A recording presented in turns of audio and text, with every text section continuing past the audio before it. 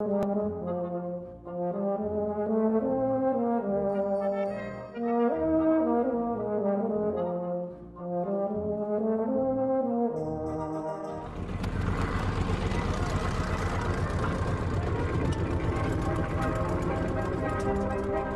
100 miles already covered, Fred Dibnah has now reached the Lake District on his grand tour of Britain's industrial past.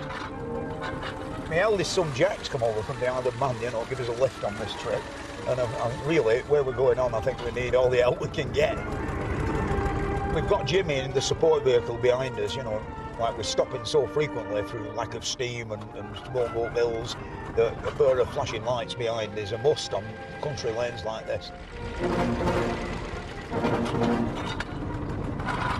The Lake District isn't really an area that most people associate with our industrial past and heavy industry.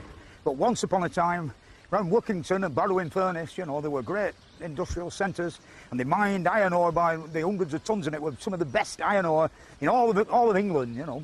And alas, it's all gone now, you know. A bit sad, really. But while we're up here, we're calling on a mate of mine, Mr. Richard Ransom, who's also a fellow traction engine owner and steam engine enthusiast, to do a few running repairs, because it's giving me trouble, you know. I'm a bit disappointed in it. The trouble is, in all the hurry to get the engine on the road, Fred didn't really have time to do all the fine-tuning he would have liked. So he keeps coming across these little problems that need to be sorted out. It isn't steaming very well at all. I think the fact that piston rods, it's my fault, you know, I put the cylinder block a bit too far forward. There you go. And I know for a fact that the piston, the high pressure piston, covers the portholes up when it's in the forward position, which means that, you know, when it's supposed to be working, the steam can't get at it properly, you know. So what I'm going to do is, when I get to Mr. Ransom's, I'm going to beg him to use his workshop and shorten the piston rods by about 1/4 of an inch. Are you going to get to dips all right then? Well, there's another big hill yet. Fred knows some good steam engine men up here who he's going to be able to get some help and advice from. But he's got to get there first. Fred's engine is a 4-horsepower model, built to pull around 15 tons. But right now, it's struggling to pull 2. This is ridiculous, isn't it? Bottom gear jump.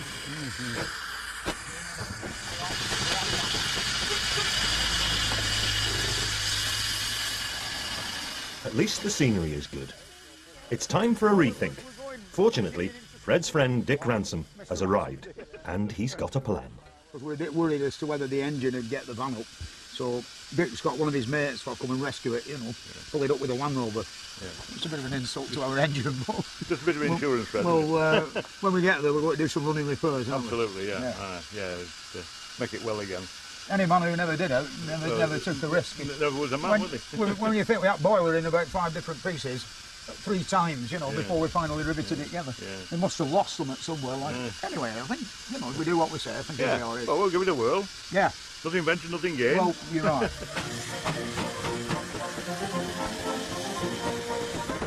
That's a bit easier, without the living van in tow. Now you just pull forward a bit, Jace, on your right now.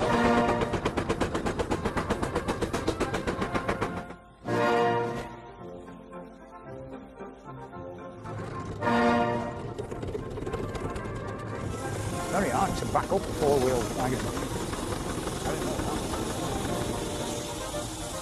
It's doing very well. Yeah, you're right now.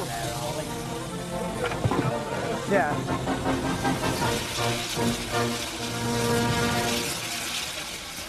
It's been such a disappointing journey that we're going to have to, in the morning when it's cooled down, you know, take the cylinder end covers off and weigh up how much we can take off the end of the piston rod. And hopefully he'll help me. I know he'll help me. I know he will do that because I've known him a long time. Something happened, we lost the nuts and they never got put back, you know, so I hope it's not. Oh. Never mind losing your nuts. Thank you, Mr. Ransom. That's all right, Mr. D. God. Yeah, God bless you. Have you got another crate full? Yeah, I do got some. Good help. Good Why have you not got one? I'm a bitter man. Oh, all right.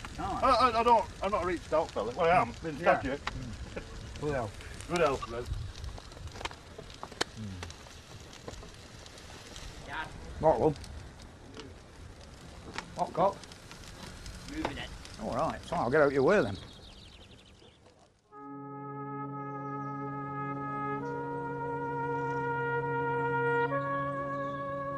Well, that's full forward. Now, you can see the point there, can't you? Yeah. But is it enough, you know? I don't think that's healthy looking, is it? No, but you know what I mean? It's in that recess, isn't Yeah, it? yeah, You know, yeah, but, yeah, but it's yeah. not healthy looking, no. It is, it's too long, isn't it? Yeah. I think we've got to shorten, maybe leave this one. Well, just about covering it up, isn't it? I reckon about a quarter of an inch easy. Yeah. It'll make it so the steam comes in a lot better than it is doing. Just hold it there, Jack. Just back a bit. Whoa. Yeah, go on, Jack. You know, we've got Roger coming, who's quite a leading authority Oh, haven't we, absolutely, on steam engines. He actually makes steam engines for rich people's steam yachts, you know, for Lake Windermere and everywhere else. Turn it back again, Jack. Morning. Way, money. Yeah? What have you found there? We've got a problem. You've got a nest in there, have you? Yeah, I don't know what it is. Can you lift me up then? Right. You think the whole crosshead, the whole piston rod, the whole lot? Yeah, up it's this too way? far forward.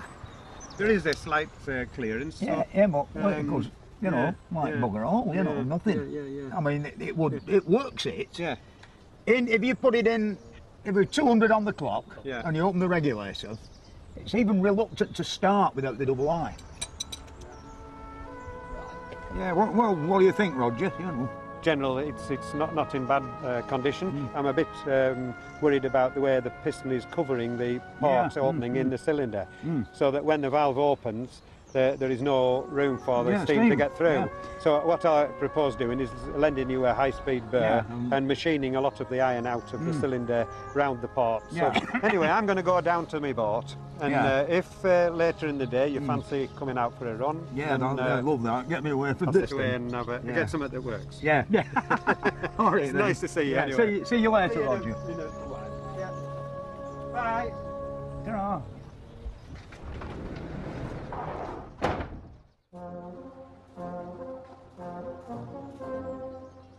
Good afternoon, Roger. Have you got steam up? Oh yeah, blowing off. Yeah. We're ready for our trip round the lake. Right.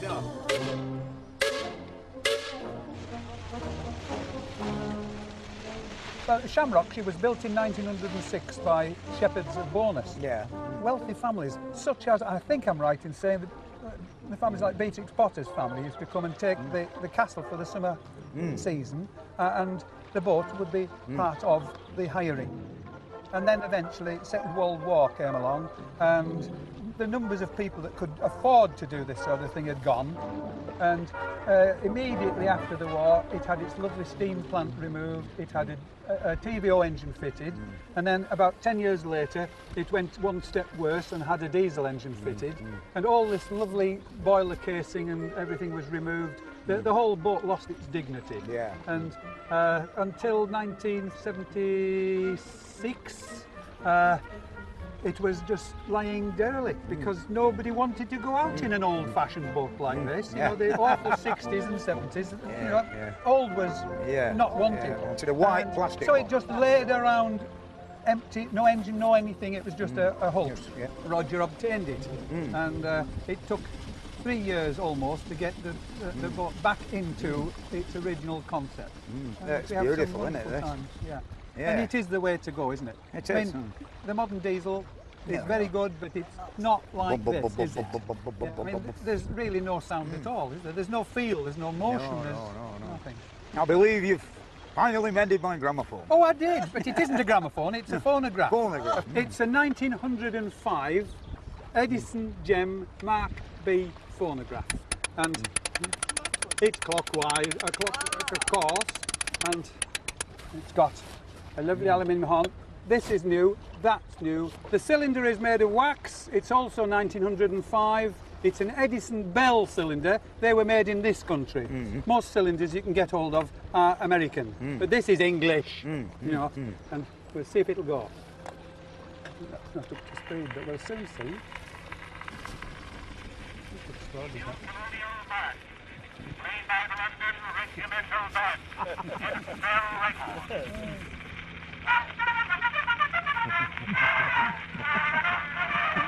Do you like it? No, it's wonderful, yeah.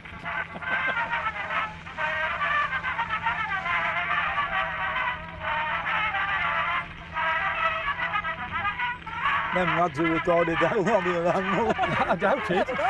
If they had, they'd be smelly, won't they?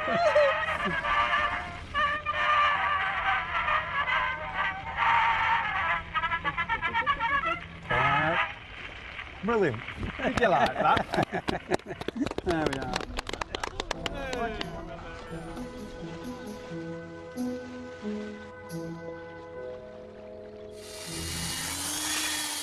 Now back to work on the engine.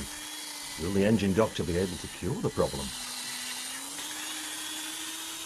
Well, Roger's got his handheld milling cutter, and we're going to put a chamfer on the ports so that when the piston is, you know, in its full forward position, steam can come past the end of it. You know, we think it's a different piston that's too thick, and it's covering the port up, you know, when it comes forward. Maybe doing the same going backwards, you know.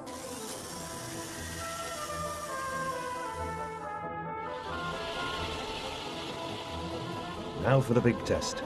Is the engine going to work any better?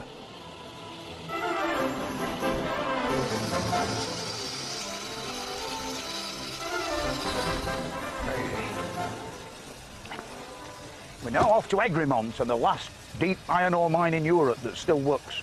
And when we get there, we should find out whether our running repair is a success. Well, mind it.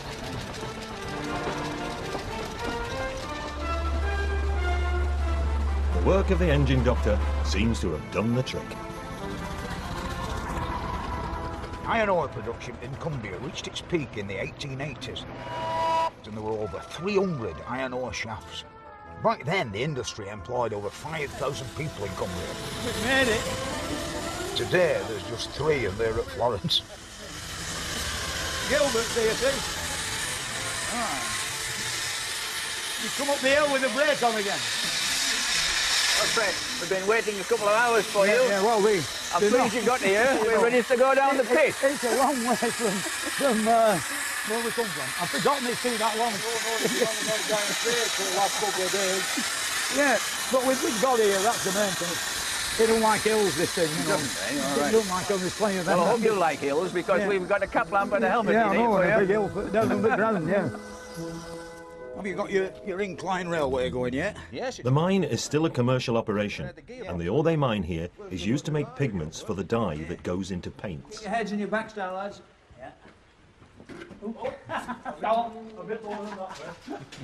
You know, we were a great big mining industry around here. We had about between 200 and 300 iron ore mines. How many men? Well, there would be, in this pit alone, at the start of the Second World War, there'd be 1,000 men. This one bit. In fact, we've got 11 shafts here. Yeah, look at that. And this is the site of number 3 Ulcourt shaft. Yeah. This one was sunk in 1905.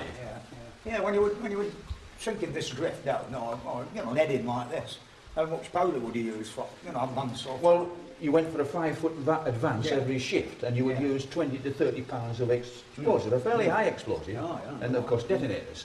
The men worked in companies, which would either be 2s or 3s, and their daily routine would be for to blast at the end of the shift, really for to get the fumes clear. We favoured spraying into the air a mixture of compressed air, water, and castor oil of all things. It's a great media for the kill dust. Yeah. Castor oil, eh? Keep you regular, that, won't it? Have you still got that exotic odour here, see? Yeah, look at them. Oh, they're in fine growth there, aren't they? Yeah. Don't know whether we can harvest Have you them. tried any in the pan? And of course, this is where we come to the ore. Remember as well, of course, that there were those 200 to 300 mines, perhaps all owned by different companies, and all selling to different ironworks, and they were vying with each other for quality and price. It was a very competitive area to be in, and a competitive industry to be in.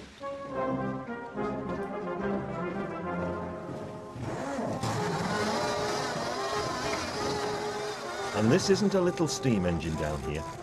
Machinery like this in the mine is powered by compressed air. Right, well, in here we've got our Atlas Copco loader. Yeah. It's powered by compressed air.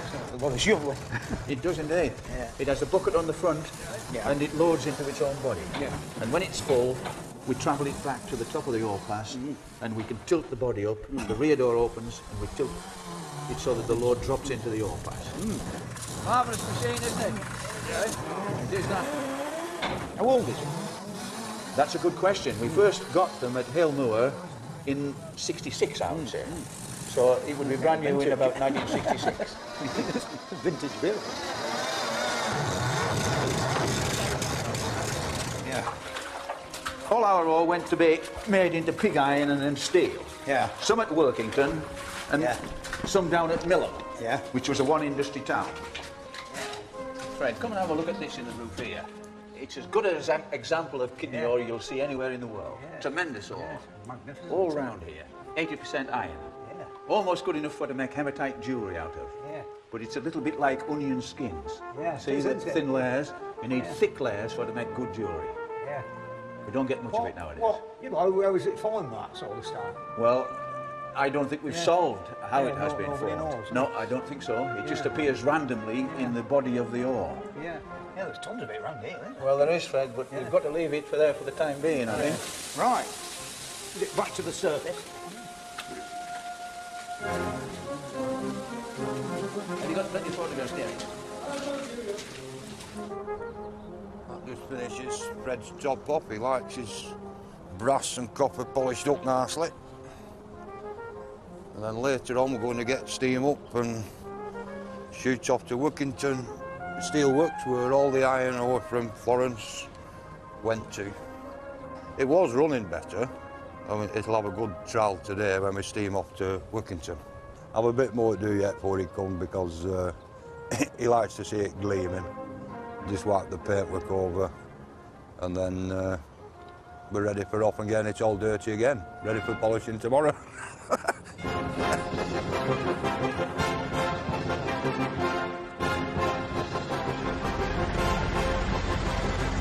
It's running very well, actually. On not reasonable level roads, it's all right. Just when you come to a big steepen, and it's like motor cars, you've got to change gear.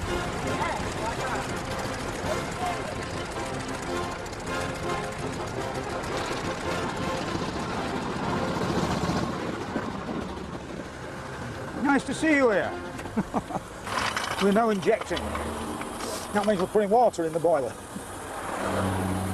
When it's gone up about an inch, we'll set off. I'm ready for a pint of my tea. Are you stopping at Van tonight? Yeah, yeah. Oh, right. So, so we're both stopping at Van? Yeah. Right. I'm not bloody leaving it on its own.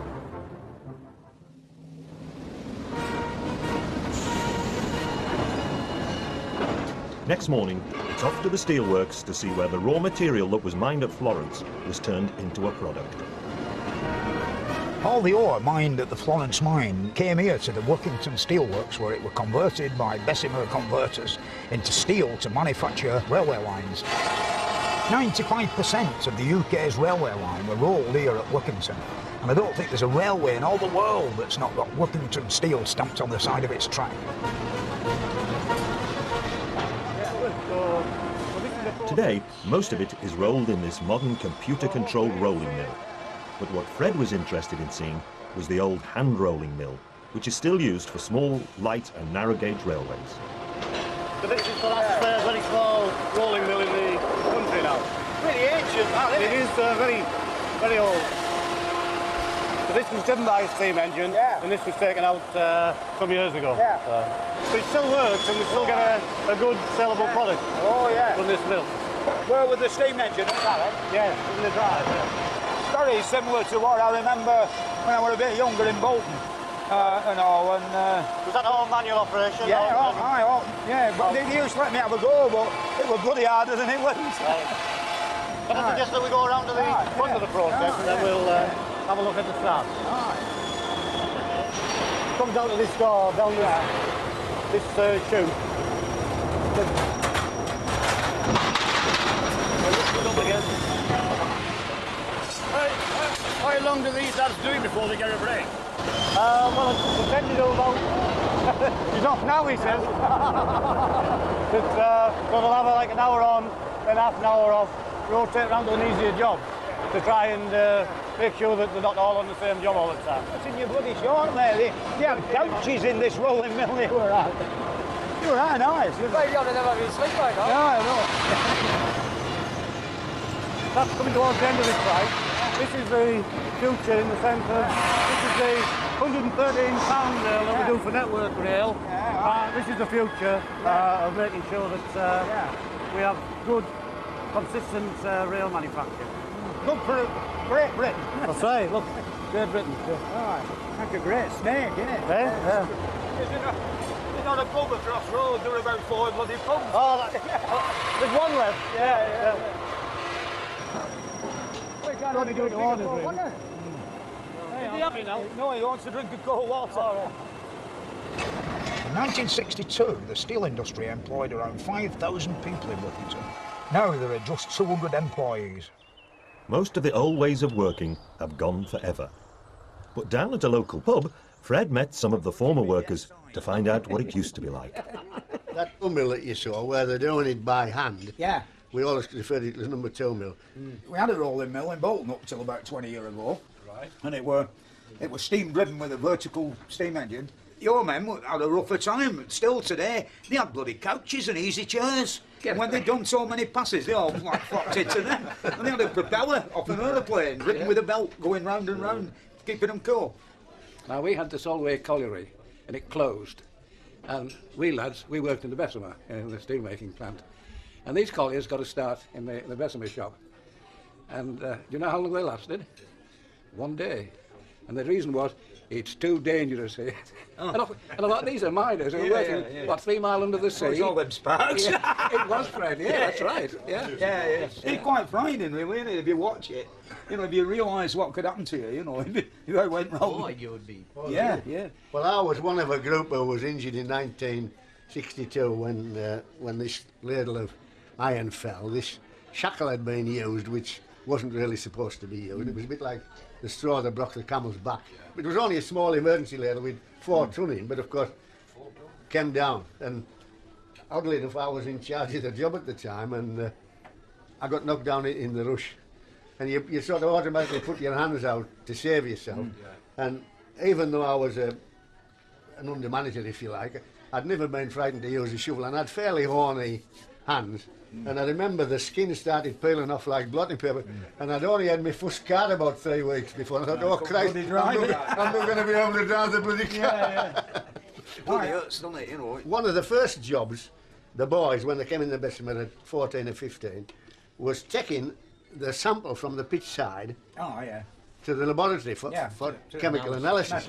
And what they used to do was, they had a bent bit of wire, maybe about 1/4 of an inch diameter, and they used to carry it in that, you say. Well, this little chap, George Dickinson, you remember George, and he wanted a Jimmy Riddle, you say. So he's standing in behind tin sheets at pitch side, and he has this bloody thing in his hand, and he happened to catch it, you say, and of course he burned it. So he went over to the ambulance station, and he said, I've burnt my pencil. So they bandaged it up, but they didn't leave him a hole at the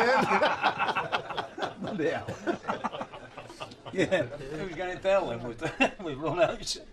Well, it's been a warm and dusty day with the steam machinery. Are you driving? I know you don't drive, do you? Oh, I drive. Well, these two don't like do it. They can only steer it.